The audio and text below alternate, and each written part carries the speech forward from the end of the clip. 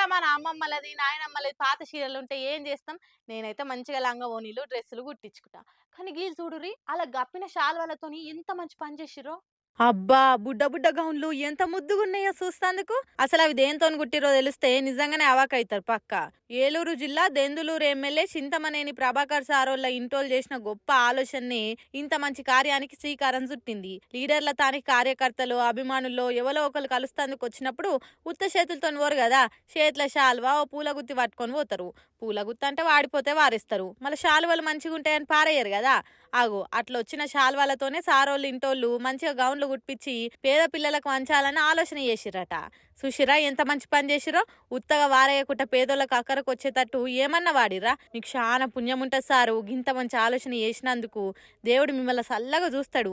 మీ లెక్కనే అందరు లీడర్లు ఈ పని చేస్తే ఎంతో మంది పేదలను ఆదుకున్నట్టు అవుతుంది అనుకుంటా మెచ్చుకుంటుర్రు ఇది చూసిన వాళ్ళంతా. అబ్బా బట్టి విక్రమార్క సార్ చెప్పిన మాటలిని శకలగుల పట్టుకొని నవ్వబుద్ధి అవుతుందట లేడీస్ కు. అంత నవ్వొచ్చినాయి అట సార్ మాటలు ఇన్నోళ్లకు. అంతగానే సార్ ఏం చెప్పిండు అంటారా? ఈయనుండ్రి మీరే.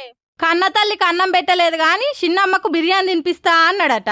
7 గ్యారెంటీలు అమలు చేసుడు మాతో అయితలేదని చేతులు ఎత్తేసిన వాళ్ళు 1 కోటి మంది మహిళలను కోటీశ్వర్లను చేస్తామనుడు చూస్తుంటే ఎట్లా నవ్వాలనో తెలుస్తలేదని అంటుర్రు మహిళామణులు.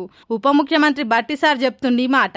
ప్రతి మహిళను మహాలక్ష్మిగా గౌరవిస్తాం, కోటీశ్వర్లుగా తయారు చేస్తాం. ఇదే ఇందిరమ్మ ప్రజాప్రభుత్వం లక్ష్యం. 1 కోటి మంది మహిళలను కోటీశ్వర్లుగా తీర్చిదిద్దుతున్న తెలంగాణ ప్రభుత్వం దేశానికి ఆదర్శం అనుకుంటా పెద్ద పెద్ద మాటలు చెప్పబట్టిండు సారు. సో మా ముఖ్యమంత్రి రేవంత్ రెడ్డి గారు కానీ, మా పరిశ్రమల మంత్రి శ్రీధర్ బాబు గారు కానీ, లేకపోతే యావత్ మంత్రిమండలి మొత్తం కూడా సింగిల్ ఫోకస్తో ఈరోజు వెళ్తా ఉన్నాం. మా ఫోకస్ అంతా ఈ రాష్ట్రంలో సగ జనాభా ఉన్న మహిళలందరినీ, తల్లుల్ని, సోదరిమణులందరినీ కూడా మహాలక్ష్మిలాగా చేయటం, మిమ్మల్ని ఆర్థికంగా సాధికారికంగా నిలబెట్టుకునేటట్టు చేయటం, తద్వారా కుటుంబం ఆర్థికంగా నిలదొక్కుని కుటుంబం ద్వారా గ్రామం, గ్రామం ద్వారా రాష్ట్రం, రాష్ట్రం ద్వారా దేశానికి తెలంగాణ మహిళలు ఒక ఇన్స్పిరేషన్గా ఉండేటట్టుగా కార్యక్రమాన్ని తీసుకొని ముందుకు పోతున్నాం. ఈ పోయే కార్యక్రమంలో తప్పనిసరిగా మేము విజయం సాధిస్తామనే ప్రగాఢమైన నమ్మకం మాకుంది.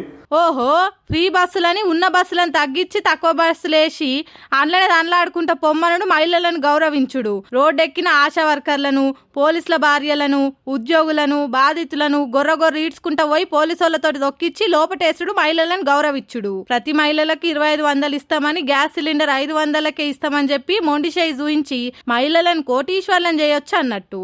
నవ్విపోదురుగాక నాకేంది సిగ్గు అన్నట్టు ఆ మాట చెప్తేందుకైనా ఏం అనిపిస్తలేదా సారు అని మహిళలే షీదరైతుండ్రంటే మీ సర్కార్ మీద మహిళలకు ఎంత భరోసా ఉన్నదో చూడుర్రి.